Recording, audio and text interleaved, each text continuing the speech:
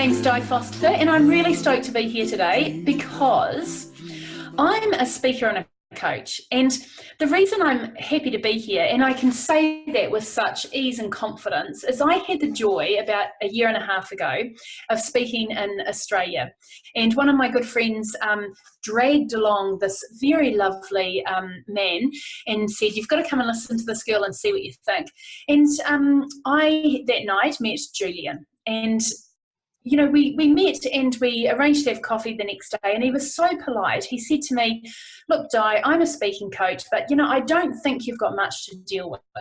Well, now, a year and a half later, I'm not sure he was quite telling me the truth, because Julie and I worked together last year and he transformed my speaking. And every time I speak now, and I've just come off the back of 8 weeks of a very intense speaking, I am profoundly grateful for what Julian has done for me, because Julian saw that I had a story to tell, and he allowed me to transform that way that I tell that story to be a very impactful speaker.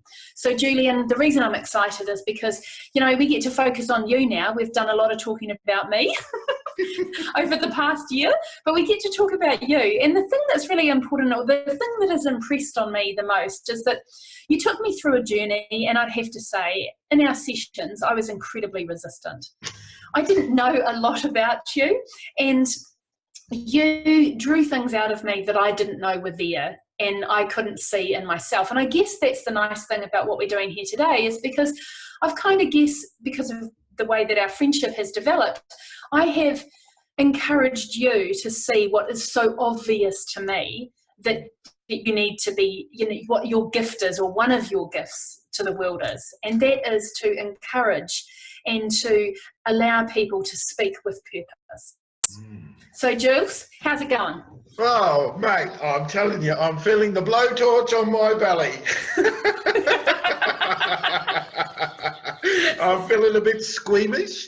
And yeah, look, it's true. I do feel kind of called to start really like sharing my gifts, and really standing in what it is that I can offer and bring to people. And yeah, I'm a bit nervous. And I'm really, really grateful for this conversation, however it's going to emerge. Exactly. So let's dive right in. I've got a couple of questions for you to start with that I never got to ask you, or I've never had the opportunity to ask you. So I had an expectation that you would teach me how to speak. That wasn't quite what you thought we were doing, and because, you know, I was paying you, we went along with what you thought, and you told me on a number of occasions to trust the process. So tell me, what is it about the way you do speaking coaching that brings in your background? What is your background? How did you get to be here and to, you know, have these gifts that you've got in the way that you present them? Let me ask you a question before I answer. What were you expecting a speaking coach to do?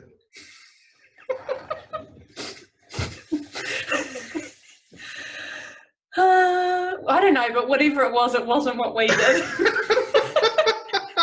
Because I guess at the end of the day, I thought that I had my story and I knew what I wanted to say. So, you know, we just needed to say it and refine it a little bit. But you kind of turned that upside down. And, you know, to the extent that now, gratefully, I speak with no notes. You know, you've brought in visuals, you've brought in just the whole package. You treated me like an entire package, not like, you know, just a story. So I guess I was very limited in what I thought.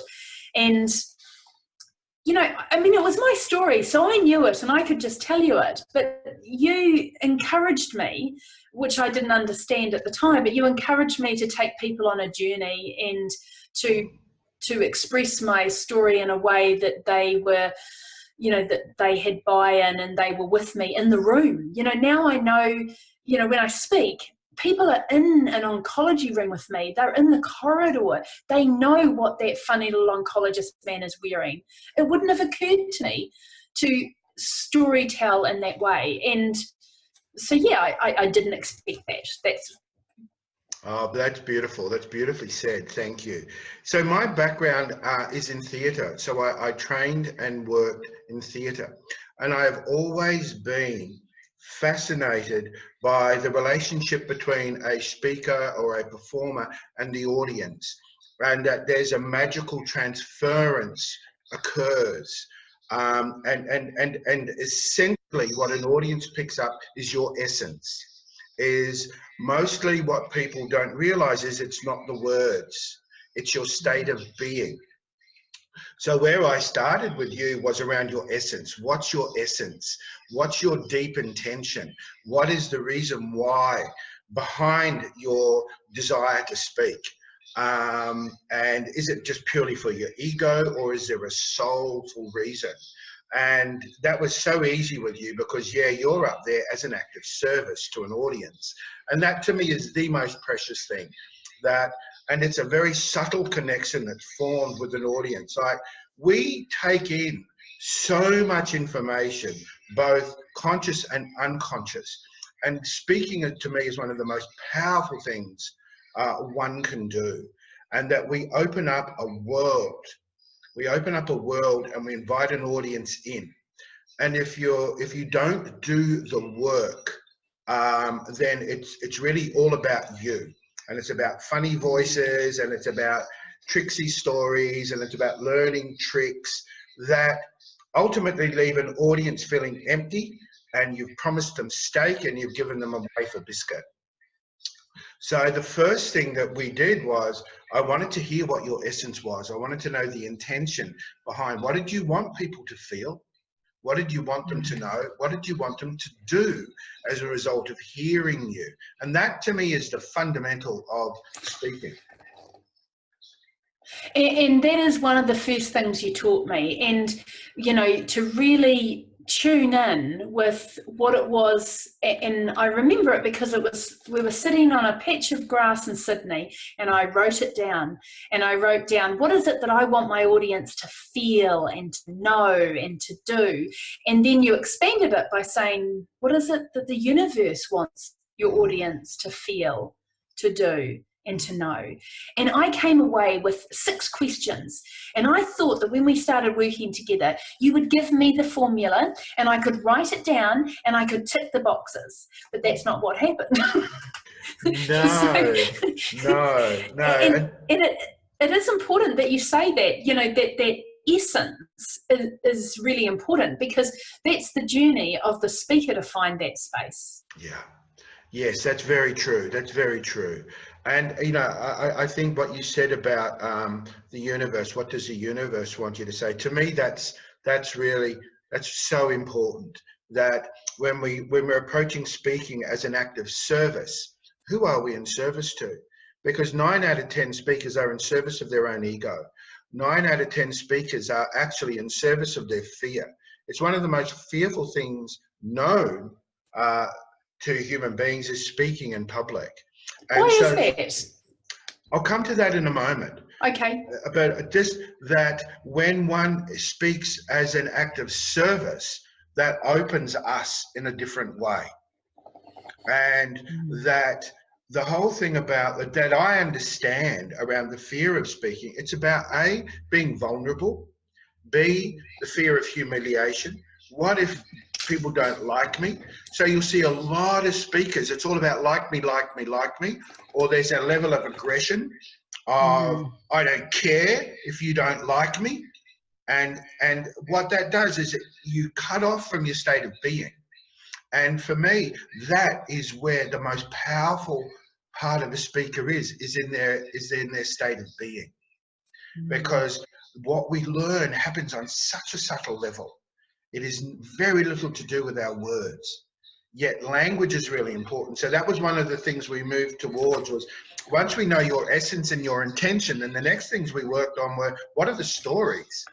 Where is the potency in you? What are the stories that best express it? So so that speaking isn't a cerebral thing, it's a felt thing, it's experience. And you are there standing in front of them, living and breathing, and they are with you, living and breathing with you. how have you set that up? Have you set it up? You know, and do you know how to set it up again and again and again? And those are things that I learned really, firstly as an actor, was, you know, acting is very much where you learn the script, you explore the emotional journey, you understand the role of the story, where you fit in, and what the audience is to understand. And most importantly, from an actor's perspective, is the ability to feel. And if you're not feeling it, why the fuck should your audience? It's like... That's a great point, because one of the things that you did was made me go back and to tell you about the room and how I felt, and you pushed me really, really hard into places that I didn't want to go. And I'm so ever grateful, because now when I talk about it, or when I speak, it's like there's a whole lot less words, and there is an enormous amount of feeling conveyed in the very few words that are needed.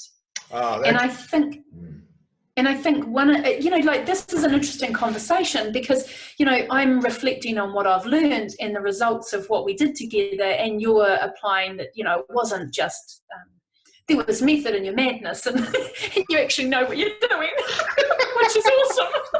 Which I had no doubt. I really had no doubt.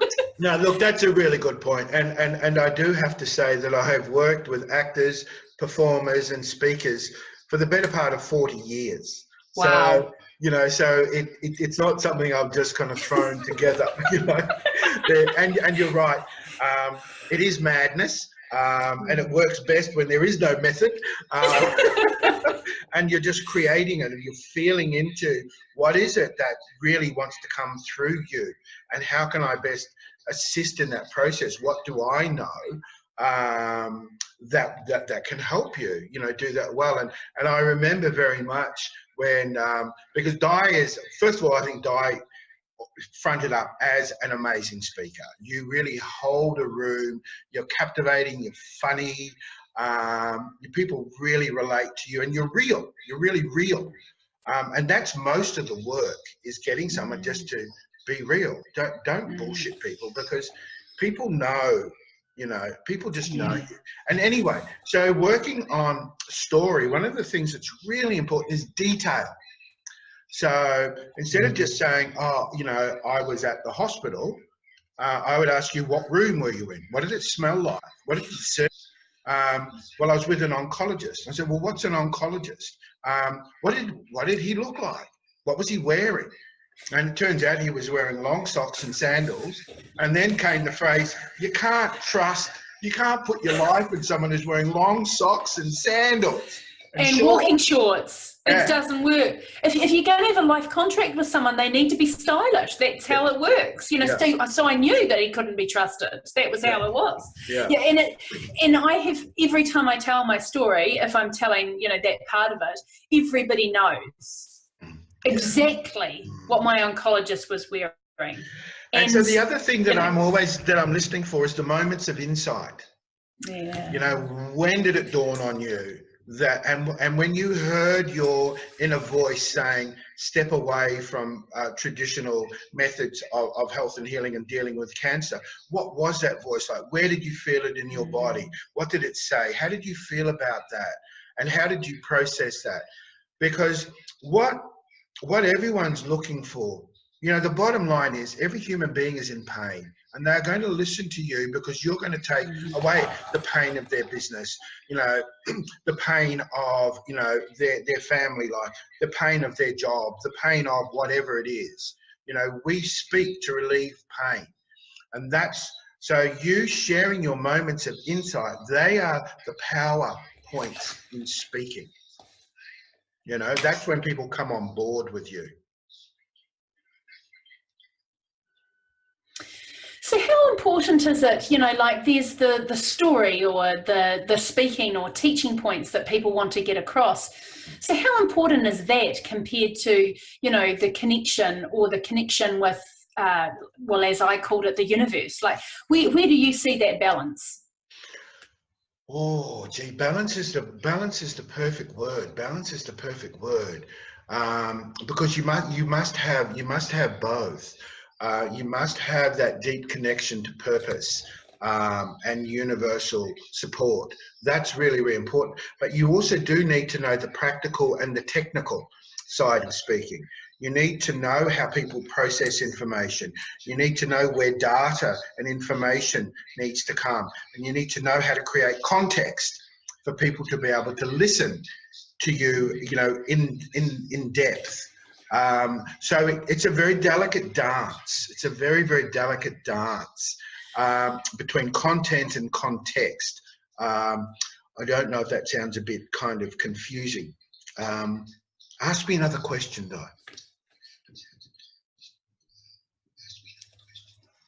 Yeah, well, that was the context thing was something that always, it is very hard to understand in a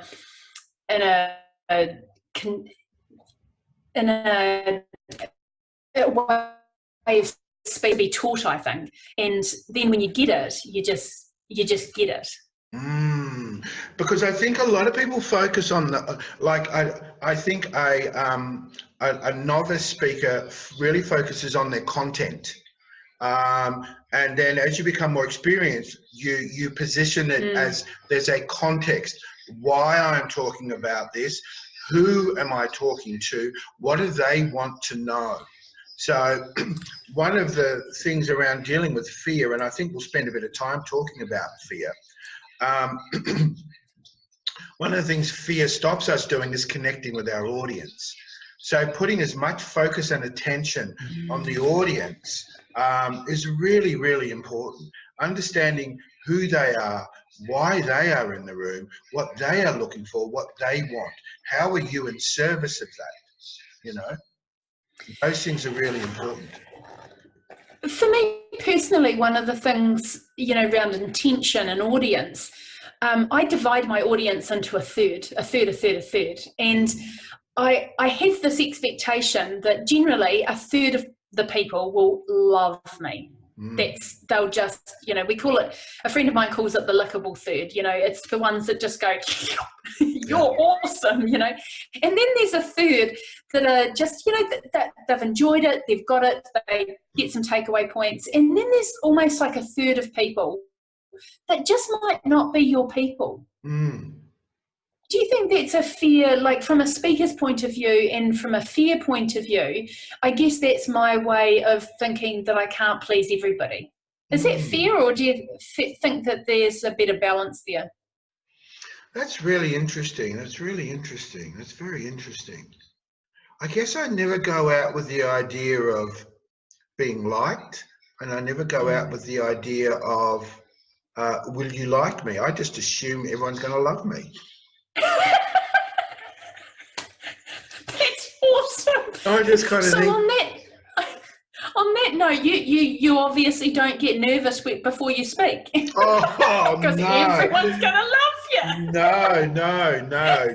I have been speaking and being in front of audiences. So I speak publicly. I facilitate groups, anything up to 300 or 400 people. And I also do, speak online as well, and run mastermind groups and a whole range of different ways of communicating. And oh no, I'm always dead set nervous out of my brain before I open my mouth. Is that do you think that's a good thing? It's bloody uncomfortable. I'll say that. And I don't really have an opinion about it. It's just go, oh, okay. And it's normally because what I'm talking about matters, and what I'm talking about, I feel so deeply about. And I always remember my acting coach, who was one of the, and I tell her this constantly, we're still friends like 30 years later, that she is one of the most... awesome. She is one of the three most influential people in my life. And I remember once in an acting class saying, every time you walk in front of an audience, you have to be at risk. You have to be putting yourself out there. You cannot succumb to comfortable. And because it's that edge that makes me interesting. It's that level of, you know, and willing to take people into an edgy place. Just, I think that that's really important, because I personally think that being nervous is part of the game. That it's just, I'm comfortable in the uncomfortableness. And, Yes. mine's about 2 or 3 hours before I speak. I just get that butterflies. I don't eat a lot of food. I just make sure I'm hydrated, and I just sit with it. I'm okay with sitting with it. Yeah. I don't try and change it. I just think this is my preparing for the fact that this really matters to me, to be of service to other people. Yeah. And so for me, one of the things through that period, though, is I almost feel, without working on it, I almost feel like I'm preparing the space to hold people. Absolutely. Absolutely. Absolutely. Absolutely. And so you're talking about a very refined kind of, this is this is like the master's degree in, in speaking, is about holding space. But before we leap into that, just how I deal with the fear is I talk about things that are important to me, way more important than whether I'm feeling frightened or not. And where being frightened, I'm sorry, I'll deal with you later. We'll get around to that. I know you need a kiss and a hug, and I know you need to be held. Let's connect back in at the end of the day, okay? I will attend to you. We'll go and sit quietly by the park, and we might have a beer, or we might just sit quietly. But right now, like Daddy's got something important to do. I love that, because I think that, quite often we're sort of told to be fearless, or, but I just think that fear comes with us. I personally don't think it needs to be in the driver's seat. It doesn't even need to be in the passenger seat. We can turn it down and put it in the boot, but it definitely comes along for the ride. And I've tried a lot. The more I seem to want to get rid of it, the more louder and more, it gets. So it's, as you say, Mummy's got something important to do. Just get in the boot for a while, and we'll deal with you at the end of the day if you've still got something to say. Yeah, exactly. And then to come back to the whole thing about holding space. Yeah, this is a very refined level of speaking, and I think there are very few speakers who do that. I think most speakers I see, it's a show. It's a performance, and people perform when they're too frightened to be. And so a lot of show is distraction away from the fact that the speaker or the performer's terrified. So they won't dare stop. So they'll ram facts and figures and stuff. They'll keep talking and talking and talking, whether you're listening or not. So I always work from the idea that I'm only ever talking to one person. It doesn't matter the size of the audience. There's one person that's important, and that's you. There's only ever one person in a chair listening to me, if you get my drift. Yeah, no, I definitely do. And when you're speaking to an audience, like, do you like make eye contact with your audience? Do you, or do you just sort of, like, I know some people just look above them, almost like they're not there.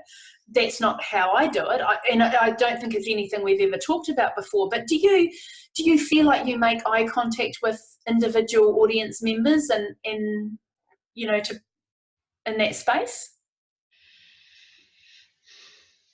I find that the oddest question. It's a little bit like being in a room with people and just pretending they're not there. So, da-dee-da-dee-da, people have come over for a cup of tea and a scone, and you just sort of sit there, have your scone and your cup of tea on your own, and people come in and they just fuck off. It's like, so for me, it's interesting. I feel an audience more so than see them. I'll feel the room. And that informs everything that I'm going to say. You know, I will quite often when I'm standing there, and particularly when I'm facilitating a group or speaking, words will just come out of my mouth, which I know comes from the field.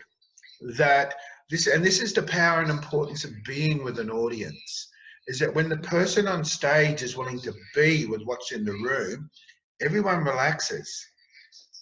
It's like everyone will go into this zone, and then whatever you say is absolutely relevant for people in that room.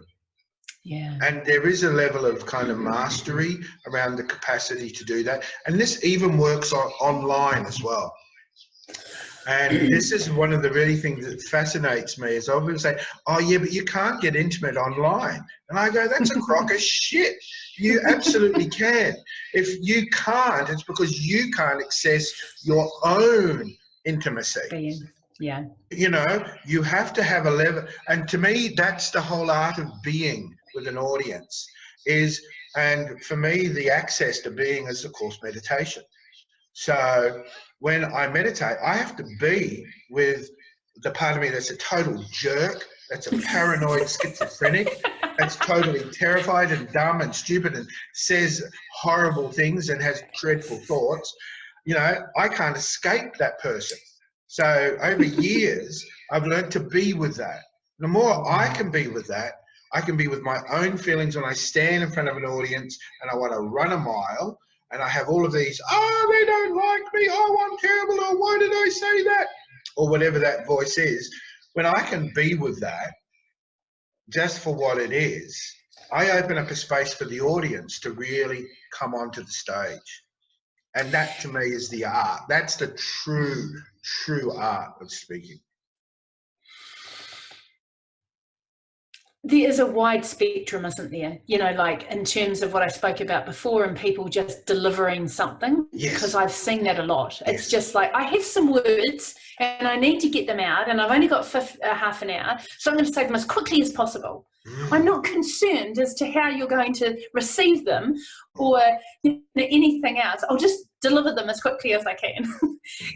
And then, as you said before, what I find fascinating, you asked me at the beginning, you know, what did I expect? I wanted a tick list. I wanted you to tell me what to do and I would do it and then I'd be a great speaker. That's not what I signed up for. You know, that's not what I got. And you know, like, to reiterate your point, sometimes in the middle of, you know, I'm speaking, this thought comes to me and I just say it. And then I'll always get someone come up, at least 2 or 3 people afterwards, and say, that one thing you said, you were speaking to me. Yeah. And I think, but I've never ever said that before. I've never been called to say that. It's never entered my head, but I just let it out. But the interesting thing, and this is one thing that from a speaking point of view, that I think is incredibly important, is silence. Now, my mother would say that I wake up every morning just to hear what I have to say. It is my sole purpose in life. I think there might be more than your mother might be saying that.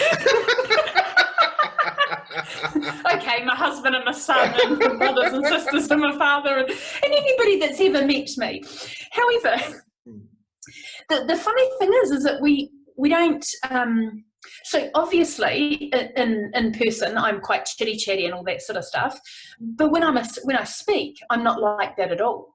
You know, and I think that it's a really interesting thing because I'm just being open to another side of me because, you know, I choose to personally have quite an amount of time on my own because I like who I am and I like that downtime. But when I'm with people, I'm very energetic and I'm very this.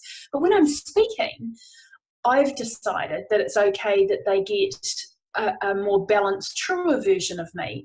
And, you know, while I love Q&A and I can chitter-chat and we have a good laugh, I also like showing that other side of me that has pauses. And silence for me is singularly the most profound thing that I say. Yeah. Same with me. Same with me. And a lot of people kind of comment on my speaking style as these incredibly long pauses that I take, where I'll just stand there and people go, oh my God, that's amazing. Like, wow, you know, what's happening at that stage? And I go, well, I don't have anything to say. And again, it's something that I learned from my acting teacher, Lindy Davies. And I really recommend, Lindy travels all around the world. She works with the creme de la creme of actors. And I mean, Hollywood actors, you know, people right at the top of their game. And she trained some of Australia's best and finest actors. And she said, if there's nothing to say, don't say anything. Yeah. And it's a great way of honouring an audience. You know, people speak, people are paying to listen to me. No, they're not. No, they're not.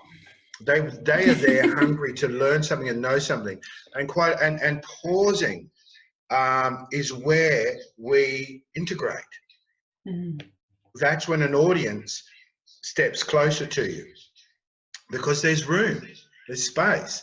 And if you're perfuming the air with your own ego, people can't get close. So all they get is they get your facts and your figures and your information, but they don't get you.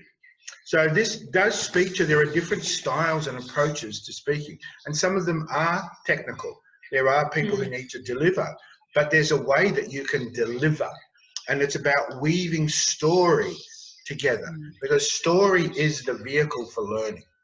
Facts and figures are not how people learn. You need to create context around the information. They need to know why it's important, and stories will tell us what's important.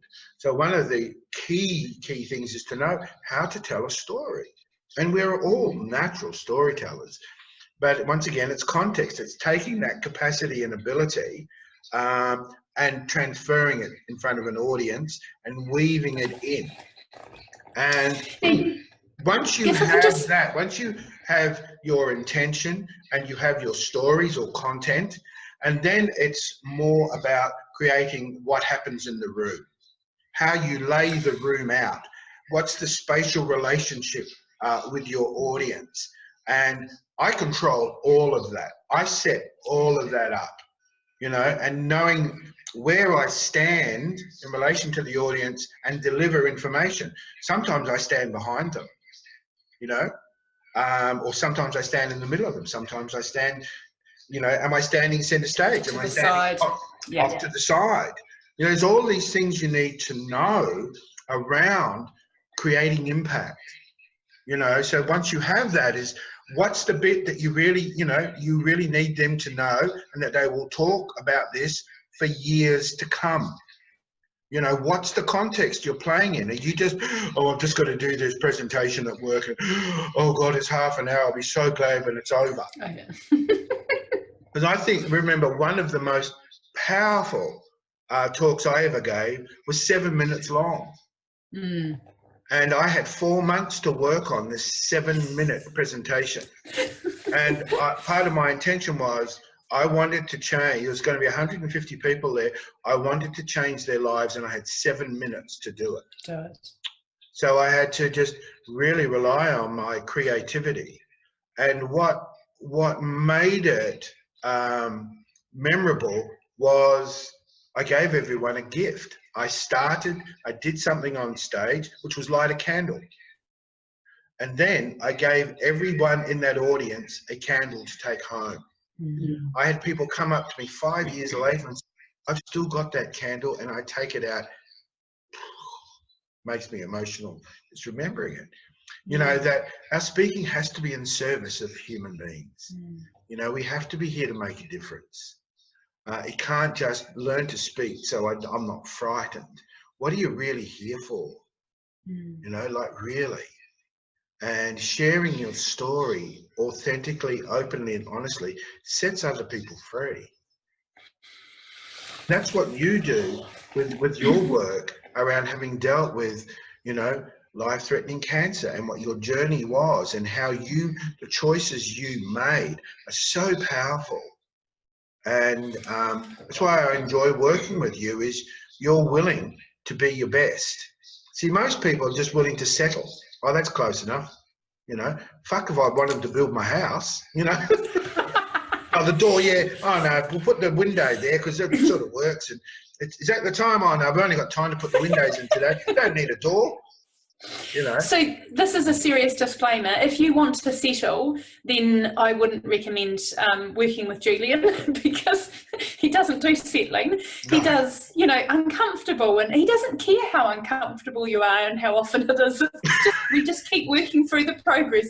I think Julian's favourite comment to me was, how about we just do what I think we should do today, Di, and we'll just see what happens at the end, and you can tell me what you think. It's like, I don't want to do that. So No, I really don't want to do that. got a question for you. I've got a question. Why did you, because we worked together for over a year in that initial phase, Yeah. why did you front up every 2 weeks? Well, interesting. It was a hell of a time for me, and I just kept getting drawn to come back. Because I thought I was so far off the mark. I really, at times, I thought I just have no idea what you're trying to teach me. I did. I actually thought something's shifting, but I have no idea.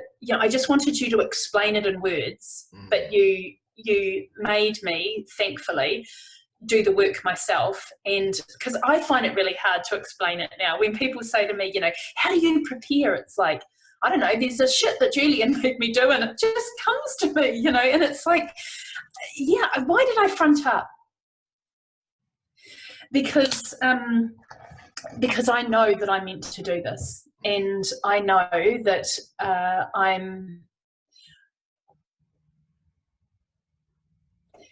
my ego thinks that this is a particularly bad idea.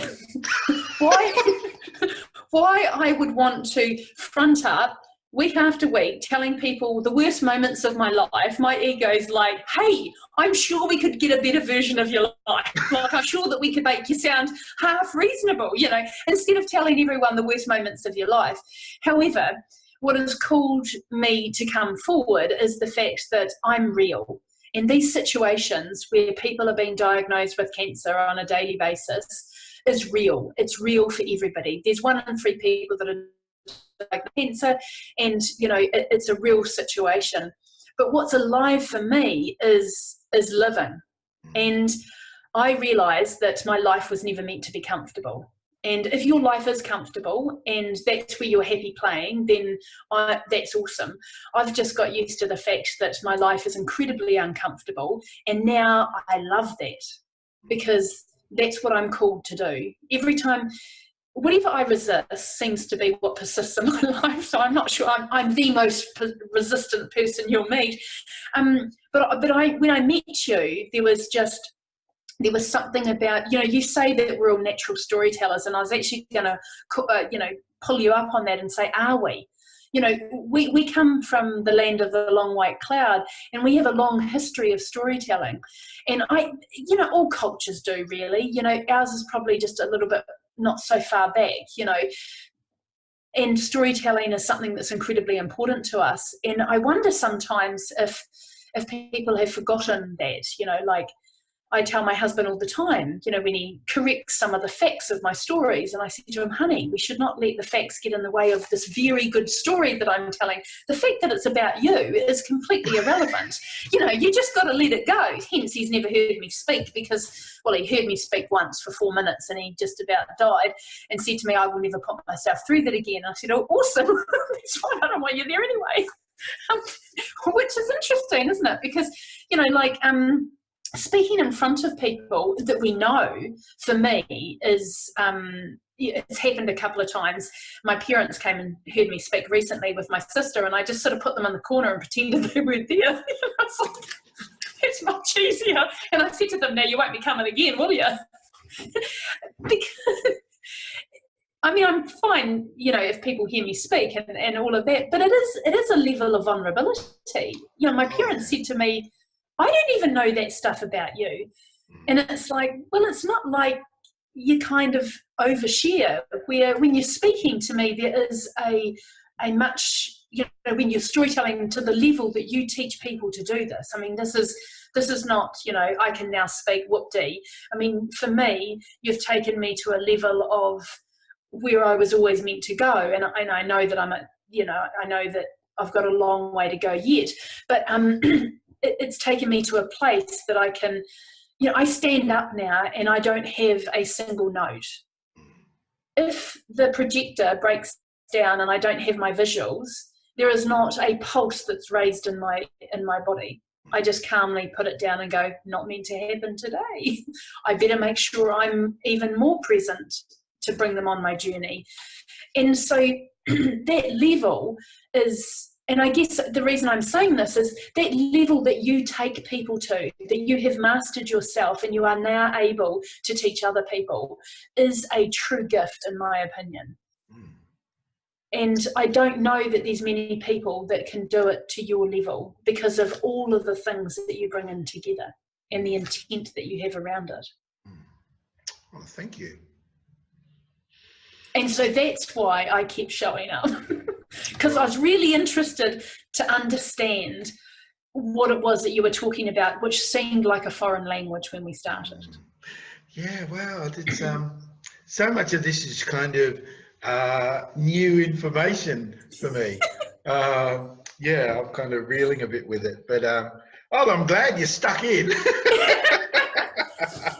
So I've got a couple more questions for you, Julian. Okay. Well, what do you think, if somebody's listening to this and, they're interested in exploring, what it is that you offer, all of that sort of thing, what would be 3 of the top things that you think, as far as speakers, that are really important for people to know? I think number 1 is intention. What's your intention? That's, what do you really want people to feel, know, and do? That's critical. I think the notion of being in service. Who are you in service to? What is the cause? What is the motivator? The deepest kind of imprimatur behind why? Why are you opening your mouth? Why should we care? Because if you don't care, then I won't. That's fine, but no, I just won't come and hear you talk. There's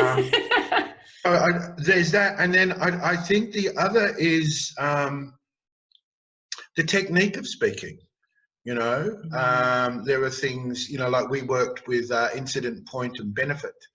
How you tell a story. Why are you telling it? What's important for the audience to know?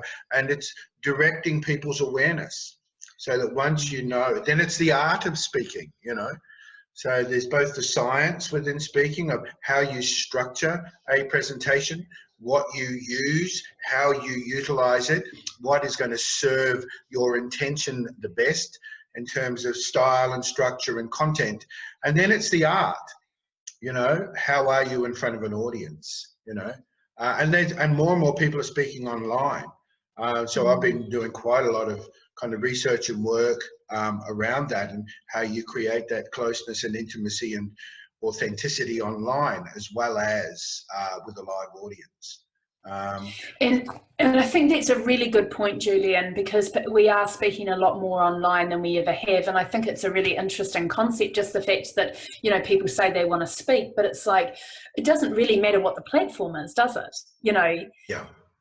That's absolutely right. The foundational principles do not change. Being available, being present is the real absolute key. And that if you're present online, you bring people who are watching, you bring them present as well. That's the gift of presence, And holding that space for them and drawing them in, is all part of that. Yeah. Awesome. It's been really fun chatting to you because, we've worked a lot together, both in a client relationship, but also with some of the projects that we're now working on together. But we probably, haven't actually ever sat down and I know that I've said to you a number of times how incredibly grateful I am. I remember when I was speaking about 2 months ago, and before I got my first sentence out, there were 3 people in the front row crying. And I thought, Julian would be proud. And I was thinking this while I was speaking. I was thinking, this would be a proud daddy moment. He'd be proud of me. It's like, I haven't even finished my first sentence and I've got 3 of them with tears coming down. It's like, So let me ask you a question about that. Yes. Is what caused that? What created that? How were you being that they felt safe to be with their deeper feelings? What was happening in the room? It was interesting because it was on a retreat, so I think that the layers had started, like being invited off. And the woman that took the yoga class before me, you would have thought that we'd spent 3 months dovetailing our content together. It was unbelievable. She took people through a yoga, and I was doing it, and I got halfway through, and I thought, I'm just going to have to pull my energy in here, otherwise I'm going to let go and I won't be able to speak after this, and so it was incredible the things that she said. So that set it up. But then quite often when I start, most people will go into a thank you for having me, blah, blah, blah.